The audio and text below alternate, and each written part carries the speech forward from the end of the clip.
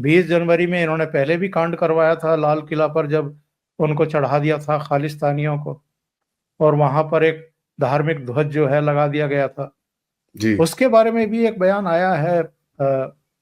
कांग्रेस के थे पहले, वो अभी इनके साथ हैं, मनप्रीत सिंह बादल। उन्होंने कहा कि हाँ साहब, हम जब मिलने के लिए गए प्रधानमंत्री जी से, तो प्रधानमंत्री जी ने हमें बताया, इस बात का खुलासा किया कि जिस समय लाल किले पे ये सब हो रहा था, ये चढ़ रहे थे लाल किले की प्राचीर पर, और मेरे पास इंफॉर्मेशन आई, बल्कि गृह मंत्री अमित शाह जी का फोन आया कि साहब ऐसे ऐसा हुआ है। तो मैंने उनसे कहा कि ये जो धार्मिक निशान साहब है, ये भी हमारा ही है, ये किसी दूसरे देश का नहीं है, ये भी उतना ही पवित्र है जितना हमारा तिरंगा है। तो आप ये कोशिश करिए कि किसी तरह की कोई बल प्रयोग ना हो, कोई फायरिंग वायरिंग ना हो, किसी तरह की कोई चीज ना हो। तो उन्होंने कहा कि मैं तो मोदी जी का ये विचार सुन करके उनका इतना बड़ा भक्त हो गया कि आप कल्पना नहीं कर सकते। एक तरफ देश का एक ऐसा प्रधानमंत्री है जो कभी उत्तेजित होता ही नहीं है, ठंडे दिमाग से सोचता है, और इतनी बड़ी घटना होने के बाद भी वो संयम बरतने के लिए ही अपने गृह मंत्री को कहते हैं कि साहब फोर्स को कह दो कि किसी तरह का कोई ऐसा काम ना करो। और दूसरी तरफ ये लोग हैं जो सीन क्रिएट करने में लगे हुए हैं, अराजकता पैदा करने में लगे हुए हैं। और चाहे वो शंभू बॉर्डर का तमाशा हो इनका, चाहे वो 13 महीने का दिल्ली का हो, ये सब इन्हीं के डिजाइन किए हुए हैं। ये ही देश के भीतर अराजकता पैदा करके उस डीप स्टेट तक मैसेज भेजना चाहते हैं कि भाई हम लोग हर तरह की कोशिश कर रहे हैं कि बांग्लादेश जैसा सीन किसी तरीके से क्रिएट हो जाए, एक अराजकता हो, एक क्योस हो, ताकि जो आप चाहते हैं और जो हम भी चाहते हैं अल्टीमेटली वो हो जाए। पर मुझे लगता है कि जितना ये दूसरों के पपेट बन करके ये सब तमाशे कर रहे हैं, उससे ज्यादा इंफॉर्मेशन भी मोदी सरकार के पास है, और समझदारी तो खैर उनका कोई जोड़ ही नहीं है आज की तारीख में। सॉफ्टवेयर अपडेट करने में थोड़ा सा समय तो लगता ही है ना आदि जी।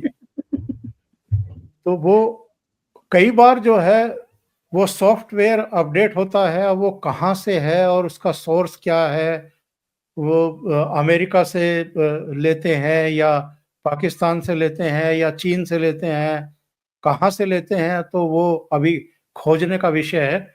लेकिन जैसे ही सॉफ्टवेयर अपडेट हो जाता है तो फिर नए सिरे से ये कोशिश करते हैं। हमारे एक मित्र हैं, उन्होंने कहा था कि मैं पूछ रहा था, मैंने कहा ये बार बार विदेश क्यों जाते हैं? बोला सॉफ्टवेयर अपडेट कराने के लिए।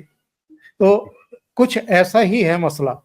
ये गाइडेड है लेकिन अनगाइडेड मिसाइल है। कहीं से इनको गाइड किया जाता है और उसके बाद इनको भी नहीं पता रहता है कि मुझे कैसे बिहेव करना है। एक हाथ हमेशा एक जेब में रहता है पैंट की, और उसके बाद इनका चलने का स्टाइल, इनके बोलने का स्टाइल, इनकी बॉडी लैंग्वेज, जो ये बोलते हैं वो सब्जेक्ट, लगता ही नहीं कि ये देश के प्रतिपक्ष के नेता हैं। एक बहुत बड़ी अपॉर्चुनिटी थी इनके पास 2014 और 2019 में, तो इस देश ने कांग्रेस पार्टी को और इनको इस लायक छोड़ा ही नहीं कि ये नेता प्रतिपक्ष बन सकें। अब इस बार थोड़ा सा बूस्ट दिया इनको, एक कोशिश की कि चलो 2 बार मौका नहीं दिया, तीसरी बार तो दिया है। लेकिन कहीं से भी आपको लगता है कि नेता प्रतिपक्ष के जो गुण होने चाहिए, जो समझ होनी चाहिए, जो गरिमा, जो मर्यादा होनी चाहिए, उसके आसपास भी कहीं है ये? ना इनको राजनीतिक विषयों की समझ है, ना इनको सदन कैसे चलाया जाता है, सदन में बोला कैसे जाता है, सदन में बोलने से पहले तैयारी कैसे करनी होती है। अरे भाई, किसी और से मत सीखो। देश के प्रधानमंत्री, गृह मंत्री, वित्त मंत्री और रक्षा मंत्री और विदेश मंत्री भी, इन 5 लोगों से ही सीख लो कि वो जब किसी विषय पर बोलने वाले होते हैं, कितनी तैयारी के साथ, कितने रिसर्च के साथ आते हैं, और कितने आंकड़े और तथ्य सदन के जरिए देश के सामने रखते हैं। कुछ उनसे ही सीख लो। मुझे नहीं लगता कि कभी भी इनका कोई इस 20 साल के संसदीय जीवन में ऐसा कोई एक सिंगल लेक्चर भी रहा हो जिसको हम याद कर सकें या ये कह सकें कि राहुल गांधी ने इस विषय पर वो उस सत्र के तीसरे या चौथे दिन वो भाषण दिया था। जब भी बोलते हैं इनको पता ही नहीं होता है कि सदन की गरिमा और मर्यादा क्या होती है और सदन में बोला कैसे जाता है, और चेयर को संबोधित करके ही आप जो कुछ कहना होता है वो कहते हैं। नहीं, जनसभा की तरह जैसे वो जेएनयू में या जंतर मंतर पे या रामलीला मैदान में या सभाओं में आप भाषण देते हो, अनियंत्रित हो जाते हो, अप्पा जप्पा डप्पा बोलने लगते हो, तो वो इनका हाल है साहब। तो ऐसे में ना ये कोई प्रभाव छोड़ पा रहे हैं, ना कोई इनको सीरियसली लेता है, और ये अपनी भी और अपने खानदान की भी भद पिटवा रहे हैं। देखिए, मोदी जी बहुत ही मैच्योर किस्म के प्राइम मिनिस्टर हैं। जब इंदिरा गांधी के पतन के बाद 1977 में जनता पार्टी की सरकार बनी थी और मोरारजी भाई प्राइम मिनिस्टर बने थे, तो चरण सिंह गृह मंत्री थे। बहुत समझाया मोरारजी भाई ने भी और दूसरे लोगों ने भी कि ये मत करो, लेकिन चरण सिंह ने एक गलती कर दी कि इंदिरा गांधी को गिरफ्तार करा दिया, हथकड़ी लगवा दी, और जमानत तो उनको मिल गई तुरंत। उनके भी उस समय वकील थे सब, और जुडिशियरी में तो हमेशा ही इन लोगों के प्रति सहानुभूति रखने वाले, सद्भावना रखने वाले लोग रहते ही हैं। उनको जमानत मिल गई, लेकिन उसके बाद चीजें एकदम पलट गई। मोरारजी भाई की सरकार टूटी तो चरण सिंह की वजह से ही टूटी, और चरण सिंह जब प्रधानमंत्री बने तो इंदिरा गांधी ने उनको सपोर्ट किया, यानी जिन्होंने गिरफ्तार कराया था उन्हीं को प्रधानमंत्री बनने के लिए इंदिरा गांधी ने एक रणनीति के तहत सपोर्ट कर दिया, और वो पार्लियामेंट भी नहीं जा पाए, उससे पहले सपोर्ट विड्रॉ कर लिया, यानी उनकी सरकार गिरा दी। और 80 में चुनाव हुआ, इंदिरा गांधी जो है वो फिर से प्रधानमंत्री बन गई, वापसी हो गई उनकी। तो नरेंद्र मोदी ऐसी गलती बिल्कुल नहीं करेंगे कि इनको गिरफ्तार कराएं। अब देखिए कितनी जांच चल रही है, कितने इनके खिलाफ। अब पहली बार गांधी नेहरू परिवार के किन्हीं टॉप लीडर्स की इंट्रोगेशन की थी ईडी ने। 5 बार बुला करके राहुल गांधी की, 3 बार बुला करके सोनिया गांधी की, और वो भी 5,000 करोड़ के नेशनल हेरल्ड घोटाले में। इसके बावजूद आज तक गिरफ्तारी नहीं हुई। ईडी कई लोगों को गिरफ्तार कर चुकी, महाराष्ट्र में नवाब मलिक को कर चुकी, अनिल देशमुख को कर चुकी, यहाँ अरविंद केजरीवाल को भी कर लिया, एक और चीफ मिनिस्टर हेमंत सोरेन को कर चुकी, अरविंद केजरीवाल के डिप्टी चीफ मिनिस्टर को कर चुकी, एक मेंबर ऑफ पार्लियामेंट को कर चुकी, ममता बनर्जी के 2 मंत्री गिरफ्तार हो चुके, लेकिन इन पर हाथ नहीं डाल रही है। तो जाहिर है ऊपर से कहा गया होगा कि इनको गिरफ्तार करने की जरूरत नहीं है, कोर्ट को काम करने दो, जब तुम्हारी चार्जशीट तैयार हो जाए कोर्ट में पेश करो, उसके बाद कोर्ट जो कहे वो करो। तो इनको हीरो नहीं बनने देंगे मोदी जी। अभी भी जो ये कांड हुआ है इसमें एफआईआर भी हो गई है।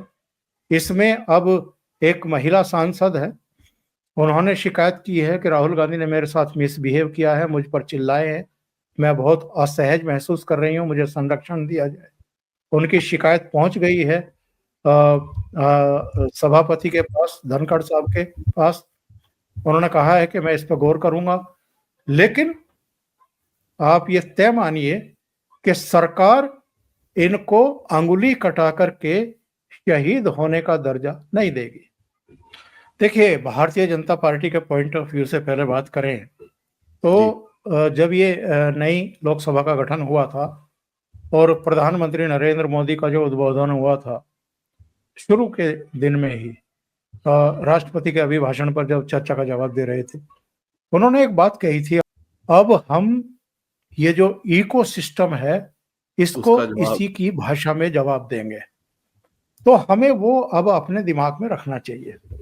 और भारतीय जनता पार्टी की जितनी आक्रामकता है, जितनी तैयारी है, उस सदन में भी, इस सत्र में भी हम देख रहे हैं बहुत तीखे अंदाज में इनका जवाब दिया जा रहा है। और ऐसे कई सांसद, अब उनको हरी झंडी दिखा दी गई है कि मुंह तोड़ जवाब दो इनको। जैसे ये बोलते हैं इससे दुगनी आवाज में जो है इनको जवाब मिलने चाहिए, और अब आप देखिए धड़ाधड़ इनको जवाब मिल रहे हैं। दूसरी बात, तब तक तो हरियाणा और महाराष्ट्र के नतीजे आए भी नहीं थे, तब प्रधानमंत्री ने कह दिया था कि हम इकोसिस्टम को उसी की भाषा में जवाब देंगे। उसके बाद तो 2 राज्यों के चुनाव आ चुके हैं, बल्कि 4 राज्यों के चुनाव कांग्रेस के लिए आ चुके हैं। भाई जम्मू कश्मीर में बुरी तरह हारी है, हरियाणा में हारी है, महाराष्ट्र में हारी है, झारखंड में भी हारी ही है। बेशर्मी के साथ नए कपड़े सिलवा करके आप शपथ ग्रहण कर लो 16 सीटों पर, ये आपका अपना नैतिकता अनैतिकता है।